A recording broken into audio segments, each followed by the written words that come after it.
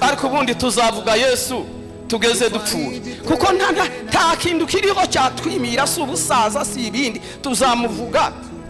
Bwana asifiwe. Haleluya. Naribabwiye ngo ibyo bintu ko ari bitatu nibyo azageragereshamwe abantu. Agerageza Samsoni kugeza ubwo Samsoni ava no kwibanga ava no kwirizima Imana yari yaramuhaye kuko yaramubwiye ngo ku mutwe wawe ntiyakanyureho urwembe rwogosha uwo musatsi uzawugumane kuko uri umunaziri w'Uwiteka.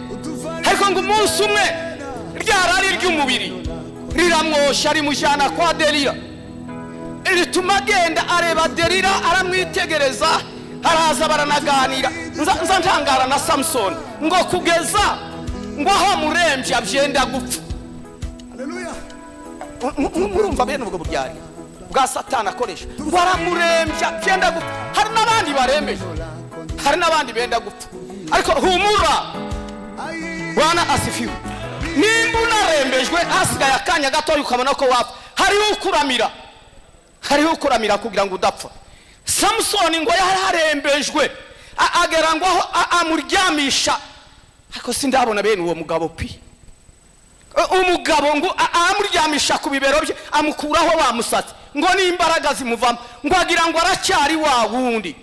Ariko ahambere yazaga amubwira ngo bambohesha imigozi 7 ngo naje nasa nabandi.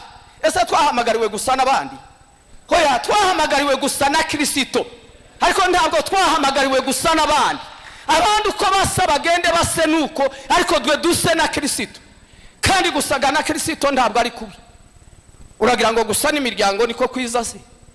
Ariko kandi nayo dusa nayo. Nyamara ntituyihagazemo, ntituyigumyemo. Hari umugabo umwe w'umwanditsi yaravuze ngo turabisi ngo ariko isi ntiturimo. Na Yesu ubwiwe yaravuze ngo simbasabira ngo bakure mu isi ngo ariko kandi sabisi. Ahubwo ngo barindire muri iyi si ngo ariko sabisi. Ahubwo ngo yibarindiremo ubarindire muri iyi si. Hari imbaraga ziturindiye muri iyi si ariko ntiturabisi. Kandi si ntigomba kuba muri twe. Samsoni ngo ageraho yemerera baramwogosha atakaza imbaraga bageza n'igihe bamunogora mu amaso. Ni babiri babi ariko umukristo arimo babiri kandi babiri beza. Icyakora abo babiri beza bafitanye n'intambara kandi niyo magambo tugiye kuganira. Hano twasomye ngo muhindurwe rwose mugize imitima mishya kandi ngo mutishushanya n'abiki gihe ariko muhinduke rwose mugize imitima mishya ngo kugira ngo mumenye iby'Imana ishaka. Ariko ngo tugere mu gice cya 7 hari amagambo yerekana inzitizi n'imbogamizi. Ese ayo magambo yombi arumvikana? Inzitizi n'imbogamizi. Ariko reka nongere mvugeho n'irindi rya 3. Sinzitizi gusa n'imbogamizi ariko hari n'ibindi bidindiza. Ibyo birumvikana. Umuntu kudindira abayabaye ate?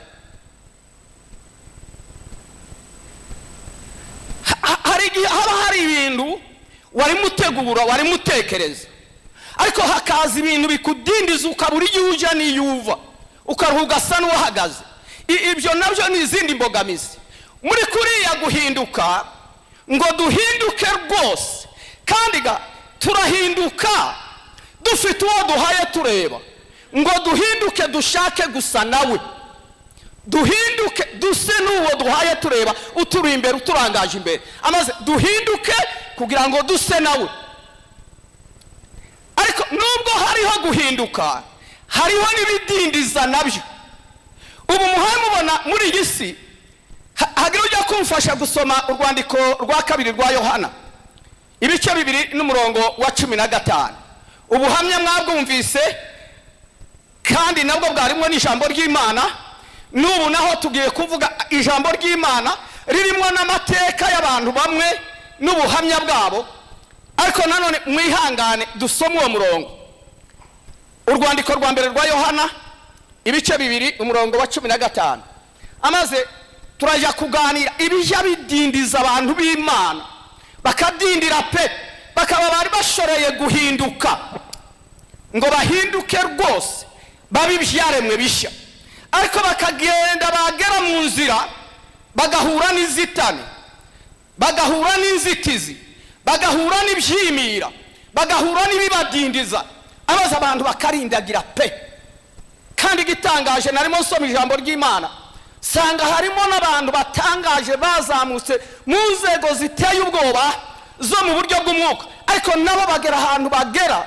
Satani buriya ni umugome, kandi yubatse systeme yiwe ikomeye cyane, ikomeye, ije ituma irindagiza abakristo bakabura n'iyo bahaye baje ngo muhinduke rwose. Iyo tuvuga ayo magambo ngo muhinduke rwose, tukabyigisha ukwezi kose, umwaka wose, ariko ntitubona abantu bahinduka. Umuntu yakwibaza utese byagenze bite? Ntawe mbaye incira urubanza ngo uvuge ngo wewe ntiwahindutse. Habe naje unitegereje, hari aho tugera tukibaza ngo ese ariko nyine ubu ese byarashobotse, ariko akanya gatoya ugasanga hari utuntu tukunaniza, tugenda tugutera n'intege nkeya. Ibyo biva hehe? Nibyo tugiye kubireba mu mwanya mutoya, turebe ibijya birindagiza abantu bikabebera n'inzitane, amaze bigatuma bataka ngo turapfuye.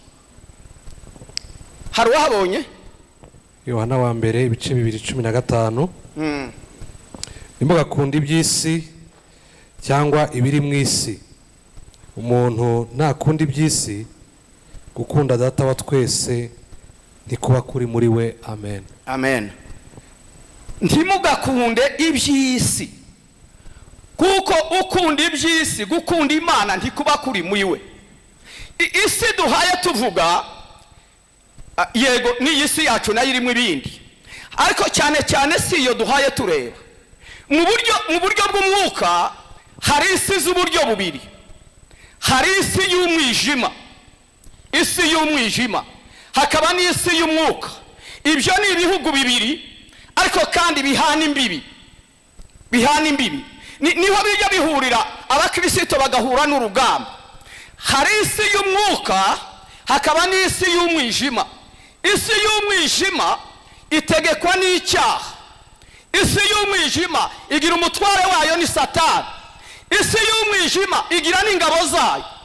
Isi y'umwijima igira n'abasirikari bayo. Isi y'umwijima igira amategeko ayigenga. Amen. N'isi y'umwuka nayo igira amategeko yayo, igira n'umwami wayo, igira n'ingabo zayo. Kandi cyantangaje nuko muri iyo si y'umwuka yo uje ubingabo ukaba n'intwari. Naje nasa n'abandi. Ese twahamagariwe gusa n'abandi? Hoya, twahamagariwe gusa na Kristo, ariko ntabwo twahamagariwe gusa n'abandi. Abandi uko basa bagende base nuko, ariko dwe duse na Kristo. Kandi gusaga na Kristo ntabwo ari kubi. Uragira ngo gusa n'imiryango niko kwiza se? Ariko kandi nayo dusa nayo. Nyamara ntituyihagazemo, ntituyigumyemo. Hari umugabo umwe w'umwanditsi yaravuze ngo turabisi, ngo ariko isi ntiturimo. Na Yesu ubwiwe yaravuze ngo simbasabira ngo bakure mu isi, ngo ariko kandi sabisi. Ahubwo ngo barindire muri iyi si, ngo ariko sabisi. Ahubwo ngo yibarindiremo, ubarindire muri iyi si. Hari imbaraga ziturindiye muri iyi si, ariko ntiturabisi. Kandi si ntigomba kuba muri twe. Ariko turashima Imana. Pawulo yaravuze ngo iyi mibiri yacu y'ibumba, iyi mibiri yacu y'inzabya, ngo izabumbuke ejo mu gitondo, ngo ariko irimo ubutunzi bw'Imana. Imana yayibitsemo ubutunzi bw'Imana. Iyi minsi narimo mbwiriza ku kiriyo, mbwira abantu ndababwira ngo iyi mibiri yacu irimo ubutunzi twimukana. Ubundi butunzi bwose